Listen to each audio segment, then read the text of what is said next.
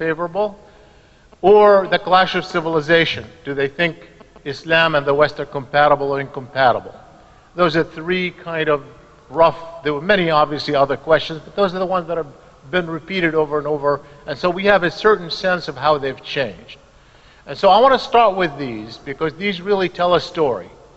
And the story is very interesting, because I want you to remember one thing about our election year. As Frank Wisner said, it was especially heated, and it was more than just heated. And particularly with rhetoric, the anti-Islamic rhetoric that accompanied the campaign was almost unprecedented. And I remind you, it wasn't only Donald Trump. All you have to do is go back to the primaries, the Republican primaries, and look at the rhetoric of almost every single candidate on this issue. This was not just a Trump issue. Trump maybe went a step further in wanting to ban Muslims, but it was very anti-Islamic rhetoric coming from Republicans. And not all of them, to be fair, but certainly the candidates, the leading candidates. And it was also a period when we had some terrorism on American soil conducted in the name of Islam, in San Bernardino, California, and Orlando, Florida. And in fact, I did a poll just before the attack on Orlando, and then the attack happened, and I decided to do another one as a follow-up to see how American public opinion shifted. So that's the perspective I want you to see. So what happened in that year of anti-Islamic rhetoric and painful terrorism on American soil in the name of Islam? What happened to attitudes toward Islam and Muslims? So here's the data. I'm going to start with the question on, now why is this not moving? Here it is. Okay. This is attitudes toward the Muslim people. So the question is, what is your attitude about each of the following? The Muslim people. Now look at the black is November 2015. The green is May 2016. The purple is June 2016, right after Orlando, and then October 2016, just before the election. There's 4 polls here on this particular issue. I want you to see what happened overall. The first set is people who have a favorable view of Muslims. Very favorable or somewhat favorable. And then the second set below is very or somewhat unfavorable. Look at what happened. It started off a year ago, 53% had a favorable view of Muslims, and it progressively got better every single poll, reaching 70% in October 2018. In the middle of this year, in the middle of that year, that's what happened. American views toward Muslims actually improved. And it was progressive, it was statistically meaningful. These are huge size samples of over 1,000, in some cases 1,500, conducted by one of the best firms in America, Nielsen Scarborough. All the same methodology. It happened, this is what we had. I want you to see, the next thing I want you to see is that, yes, there is a big divide among Republicans and Democrats. And Republicans didn't change much except in October. I can talk about that later. But, you know, there is a big difference, like almost certainly over 20% difference between Democrats and Republicans. Democrats have a much more favorable view of Muslims than Republicans. And here's the view of the Muslim religion. Now, I want you to think about this for a second, because Americans, for whatever reason, have a better view of the Muslim people, whatever that means, than Islam as a religion. This has been the case since 9/11. And they've had a negative view of Islam as a religion, particularly after 9/11. That didn't used to be the case, by the way, even in the first few months after 9/11. It started happening, you know, well into the Afghani campaign when views started going down. And so we started off, look at that, with only 37% having a favorable view of Islam. 37% of all Americans having a favorable view of Islam. It progressively improved in the middle of this campaign, and it reached 49% by October, which, by the way, is the highest favorable rating of Islam as a religion since 9/11. So in some ways, a remarkable thing happened during that year. And here, again, there's a big difference between Republicans and Democrats, even bigger than on, here it is, much bigger than it is on the Muslim people. So, for example, if you look at Republicans, the first category, even in October, between November 2015 and October 2016, not much change. Went from 26% to 29% favorable. Whereas among Democrats, it went from 51% to 66%, and among independents, even more. And the difference between them is almost 40 percentage points. So, huge difference between Republicans and Democrats. Now, the same trend we see on the issue of the clash of civilization. Are Islam and Western religious values compatible?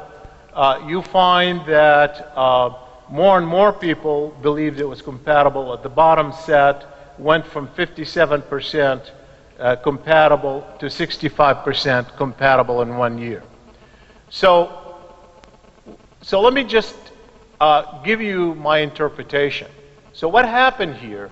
This is an extraordinary change, by the way. We don't have that kind of change in 1 year unless you have some incredible event like 9/11 or something like that, because people don't shift their beliefs. They don't suddenly learn more about Islam and Muslims than they did in the past. So what exactly happened here in this year? How could this be explained, especially given the fact that the events that have happened, such as Orlando and San Bernardino, would have led you to believe that more Americans would be more angry with Islam and Muslims. And we have exactly the opposite of what happened. So here is what I found, and I want you to think about that a little bit in thinking about Trump and the Trump factor. What happened is that because we're in such a heated election year, this issue became a very big issue. And it was associated with the candidates, precisely because the Republican candidates, and especially the leading Republican candidates, Trump, adopted it as part of his political agenda. Democrats reacted exactly the opposite way to deprive him of that. So he had more impact on Democrats and independents than he had on Republicans. Republicans didn't change much. Mostly Democrats who rejected him and independents who rejected him essentially adopted the opposite view because this was his view, meaning the negative view of Islam was his view. They rejected it. And reinforcing that was something that went beyond the actual polarization.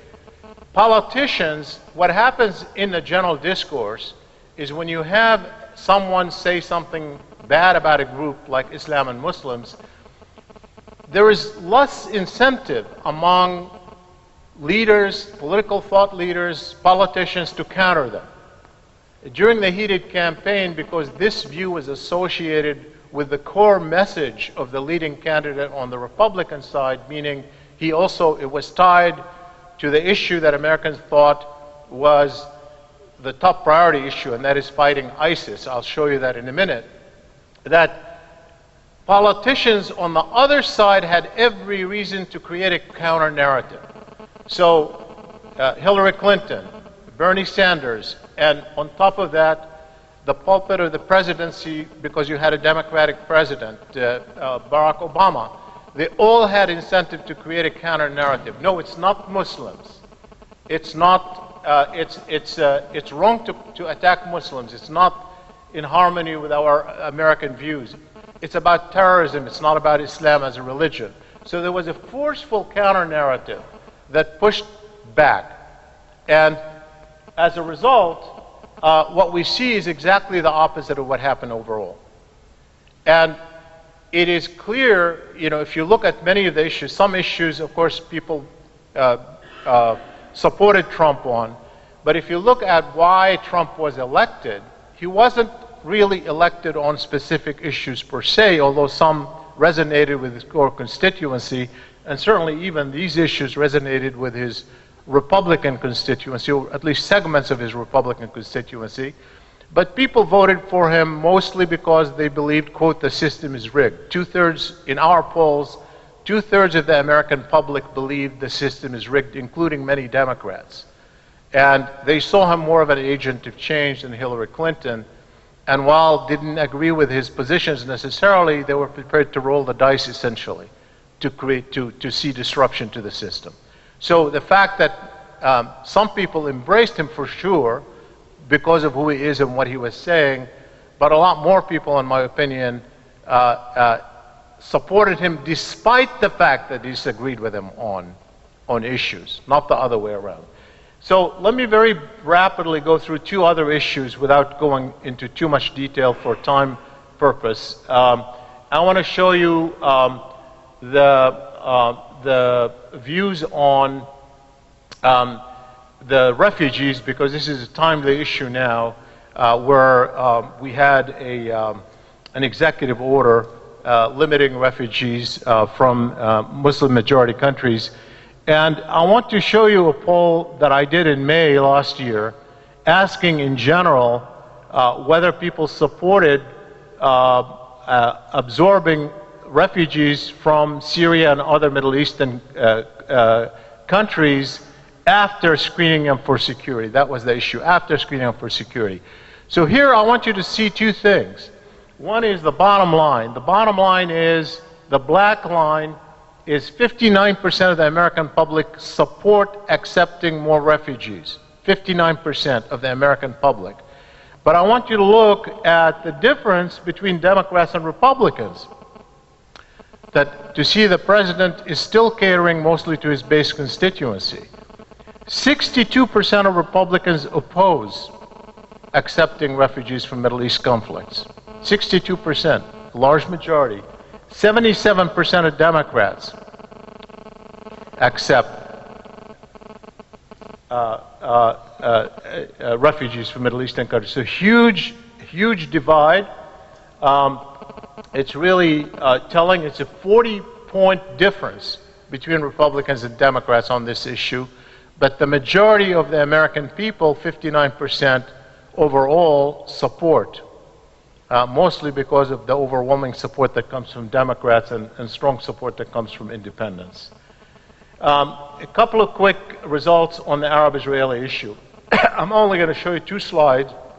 One that is a practical slide that has to do with the settlement issue, in part because we know that the UN passed a resolution opposing Israeli settlements.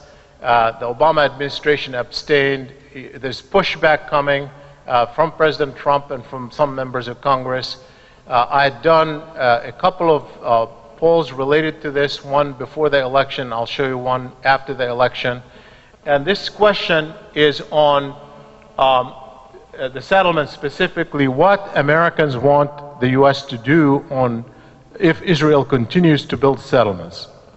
And you could see I have one category, which is do nothing or limit opposition to words, or impose some economic sanctions, or take even more serious measures.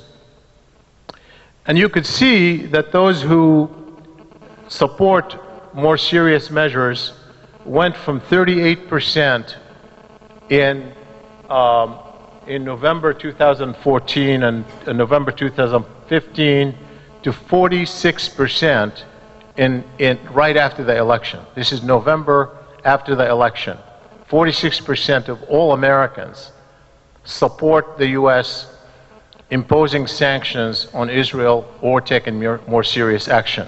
And if you look at it by party, it's even more telling. If you look at the third category, which is Democrats, you find that now 60% of Democrats support imposing sanctions on Israel. 60%. Whereas only, if you look at the Republicans on the top, it's exactly the opposite. You now have, as of November, 68% oppose. They want just to limit opposition to words or doing nothing. Again, a huge partisan divide. There's Republicans in one place, Democrats, and independents more in favor of Republicans than of the Democrats than not. The same thing with the sponsorship of the UN resolution on settlements specifically. This is directly related to the resolution. You find that you have Democrats, 65% wanted to support a resolution like this at the UN. 57% of Republicans opposed a resolution like this. But overall, if you look at the top category, only 1/3 of Americans opposed the resolution. So if you look at the people who wanted to abstain and or support directly, you had 63% of the American public want to either abstain or support a resolution. So the American public was far more on Obama's side of this issue overall, except for the Republican constituency. But overall, Americans were more on the Republican side. One last thing I want to show on the Arab-Israeli issue, which is right after the election in November, we asked the question about Trump specifically: do you want the Trump administration to lean toward Israel, to lean toward the Palestinian, or to lean toward neither side, essentially be even-handed? What do you want? I want you to look at this because it's consistent with previous findings. So if you look at the bottom line, 57% of all Americans wanted the U.S. to be even-handed, wanted the U.S. to take neither side. And a lot more, among 69% of Democrats and 66% of independents. But among Republicans, 56% want the U.S. to take Israel's side. So Trump is still catering to his core constituency, but he's not catering to America. He's still catering principally to his core constituency. And you can see that doesn't represent the nation as a whole. I want to end with just a couple of findings on Syria. One of the things that's interesting is that while the American public, by and large, did not agree with Trump, or does not agree with Trump on Islam, Muslims, and the Arab-Israeli issue, they actually happen to agree with him on Syria. And that actually is a higher priority for the American public. And let me show you why that is the case. And this is interesting, I think, because a lot of people, including Democrats, don't really fully understand this. First, when you ask them about priorities, what do you think, which of the following issues should be America's top global priorities? Look at the issue that's number one. 53% say the top issue should be war with ISIS. That is the big priority. It's even over immigration policy. It's even over the trade deficit, North Korea, Russia, China, and certainly more important than the Arab-Israeli issue or the relations with Egypt and Saudi Arabia. I mean, the top priority is fighting ISIS for the American public. And by the way, that's true across the Democratic and Republicans. One issue Democrats and Republicans agree on. I want to also show you something just because it ties into the logic. So when you ask people, name the world leader that you dislike most in the world, an open-ended question, they can fill in, I also ask them, name the leader that you like most in the world. But I want to show you this one because it's related to Putin specifically. So you can see Republicans look at the people they name as the most disliked leaders in the world. Barack Obama and Hillary Clinton.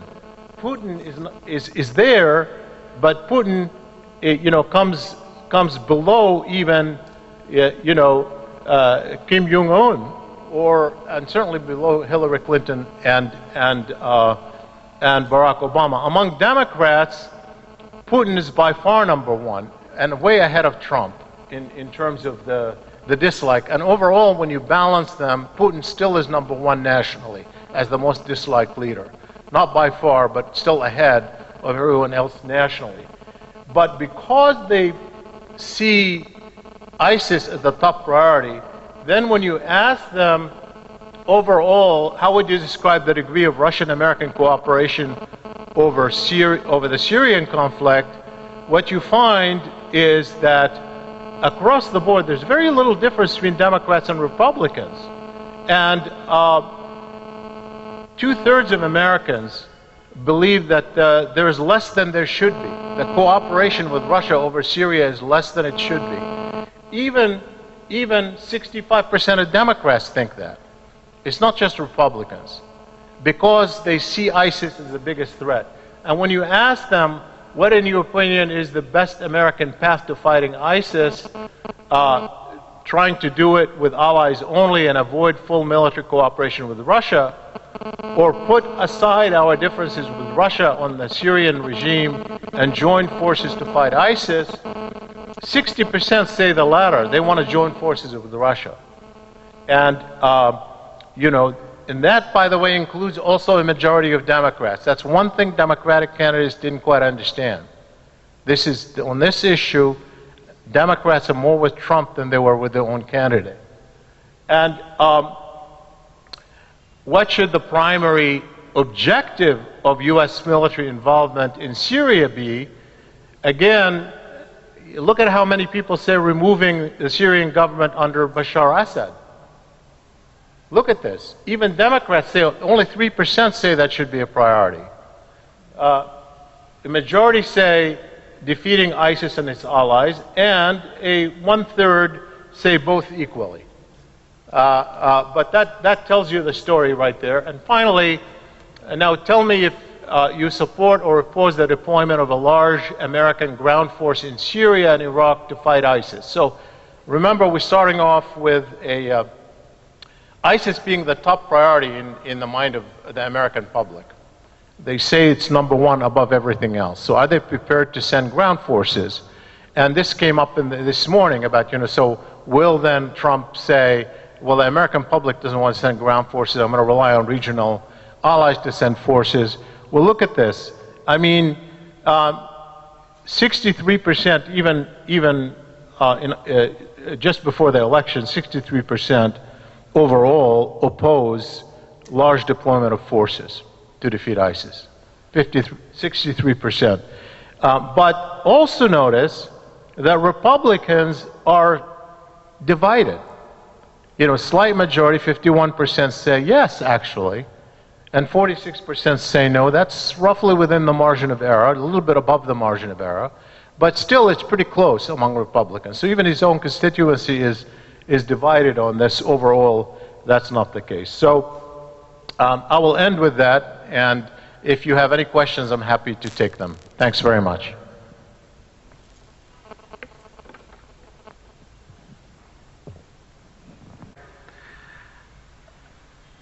Do you have any idea whether he will become a politician as president, or whether he will go with his natural instinct? And frankly, if that's the case, do any of these figures really make a difference? Well, let's just say that maybe he's not a politician, but he knew how to win. So, so that's pretty good for a non-politician. So I think he is a politician. And not a traditional politician, but he's a politician. He knows, I'll give you an example. So he, when he was running in the Republican primaries, he was facing candidates who should have won one of the core constituencies of the Republican Party, the evangelicals. According to polls, the evangelicals may account for as much as 40% of the Republican Party right now. 40%. And they're, in some ways, they're still not fully unified, but more unified in their priorities than other segments of the Republican Party. Conventional wisdom is no one could win the primaries without them. He's not known to be a religious person, and you had a couple of people, including Cruz, who've been grooming themselves as the evangelical candidates. And he won them in the end. How did he win them? Well, he won them, with being a politician. What is being a politician? He said, what do they really want?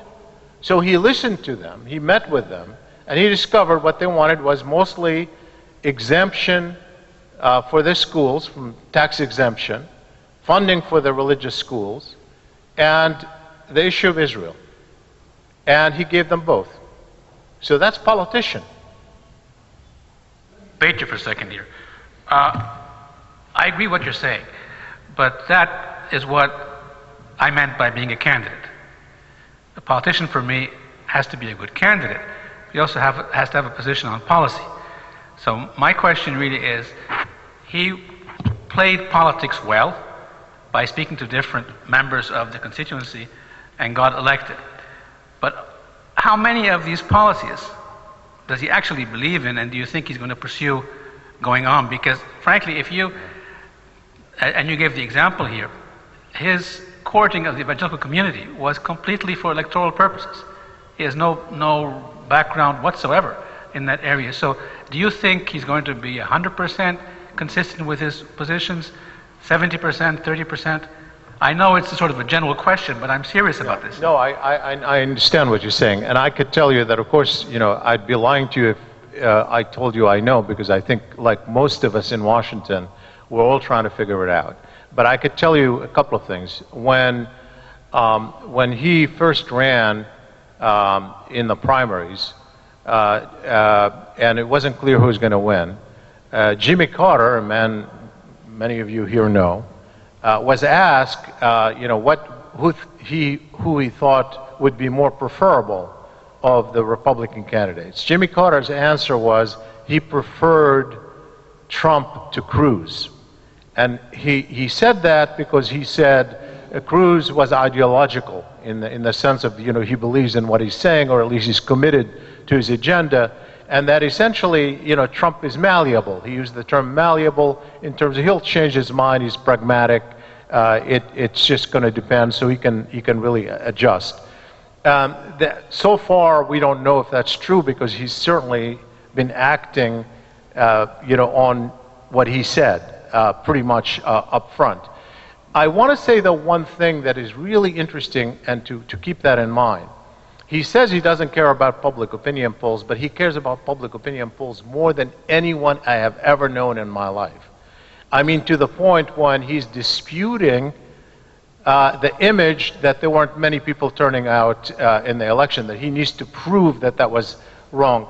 He says, he quotes polls all the time when he likes them, and then says they're fake polls when he doesn't like them, but he's very much focused on building his image among the American public and building his legitimacy. So he's sensitive to public opinion, perhaps even the most sensitive president we have ever seen to public opinion. So I think in the end, if his numbers stay at 34% popularity, I would have to believe that he would have to adjust, just because of what we know about him so far.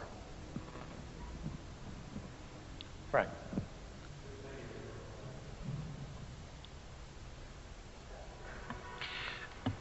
Can I Nevertheless, and despite the last statement you made, your polls are striking and very conclusive, particularly your polls about Americans and Muslims, Americans and Arabs, Americans and Israel.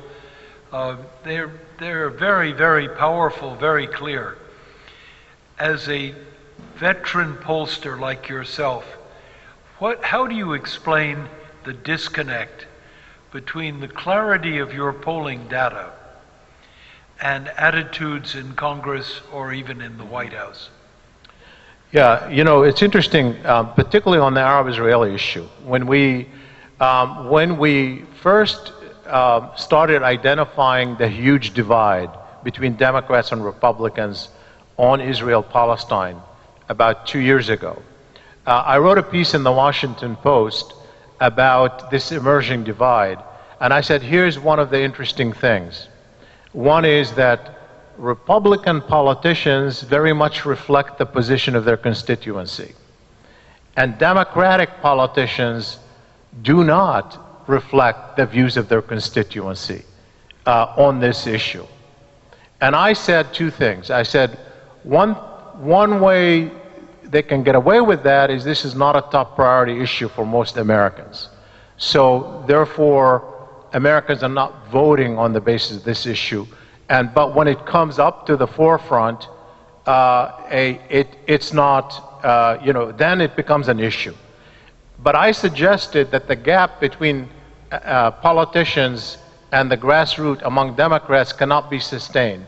You asked whether anybody had predicted Sanders' rise. Actually, yes. And you can read that in the Washington Post from 2 years ago, in 2015.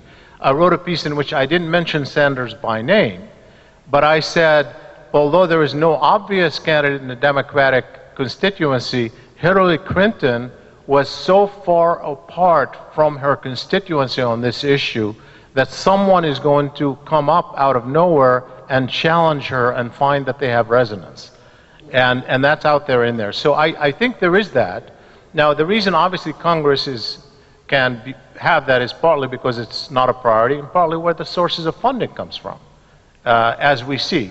And what's interesting is that this issue actually is in some ways proved to be much more of an issue in the campaign than we expected, even aside of the Islamic factor. If you look at the Republican primaries and see which country is most mentioned in every single debate among Republicans, Israel is more mentioned than any other country. Which leader is more mentioned among the Republican candidates more than any in the world? It was Benjamin Netanyahu as the most mentioned leader. On the Democratic side, we had a remarkable thing where normally the Democratic candidate goes out and lobbies people on this issue. You had a Hillary Clinton avoiding as much as she could, lowering the profile of this issue among the rank and file, because she knew she was to the right of her constituency, and she was going to lose ground to Sanders. And her opponent, for the first time in my memory, where you have a major candidate for president who had a chance of a major party, had a chance of winning, who actually attacked his opponent as not being sympathetic enough to the Palestinians. We've never seen that in the past. What explains that? That's what explains it, in my opinion. I'm not sure if anybody's taking note, but yeah, go ahead.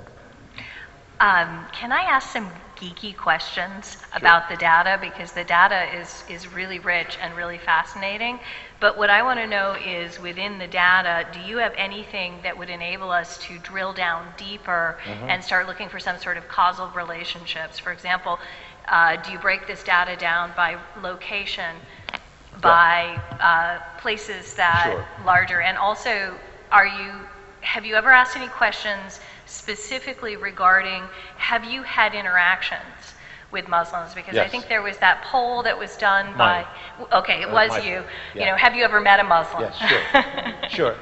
Well, as you know, I obviously didn't want to take too much time. There's so much data that I can fill the room. But just on the specific question, I'll give you a couple of findings. One is, yes, we did test, ask people, do you know any Muslims?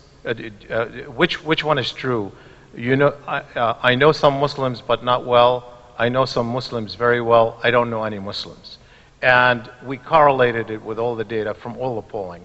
And it's a remarkable fit, remarkable fit. Those who said they don't know any Muslims had the most unfavorable views of Muslims. And that was true of Republicans, Democrats, Independents. And those who knew some but not well had better views, and those who knew some very well had even better views. It's common sense. It's not like it shouldn't take a rocket scientist to figure out the way it works, but that's definitely true. So that's part of the demographic. Now, we have had some full demographic analysis of attitudes.